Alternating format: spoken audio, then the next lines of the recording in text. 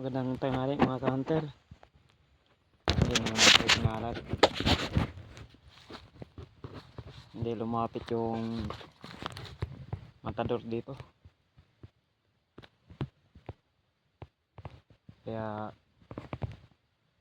nag-set up na lang ulit ako ng bait card. Baka bumaba yun dito. Inom. May tubig kasi dito eh. Diyan sila umiinom. Bawo. Katulad nung namatay doon yung binitagan natin. Sayang mga ka-hunter. Hindi natin nagadapan daw kasi yung time na yun nasa nasa Bicol. Nagsundo ako sa anak ko kaya hindi ko napandaw agad. Sayang talaga mga hunter. Kasing gulang na nito ni Tres. Ganun na rin yung tahid. Ito, ako ng apat na bitag. Baka sakaling bumaba yun. Papandawin lang natin to ng kada every 3 days. Tatlong araw kasi lugi din naman tayo pagka araw-araw. Saka may estudyante din akong hinahatid.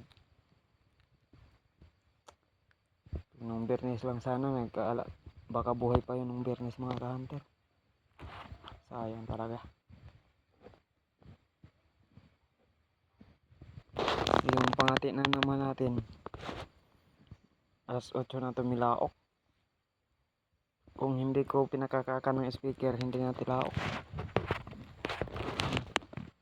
Yun si Tres.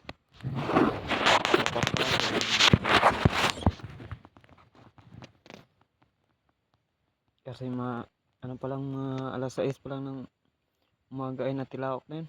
Kahit andito sa gubat. Sayang.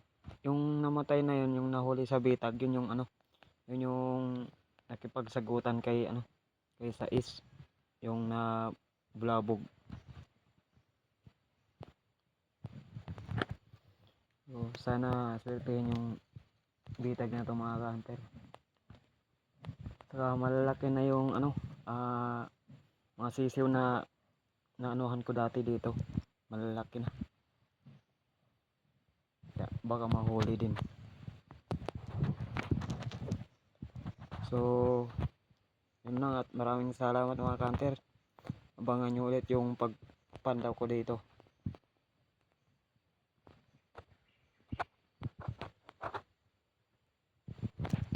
So, see you next video mga ka-hunter.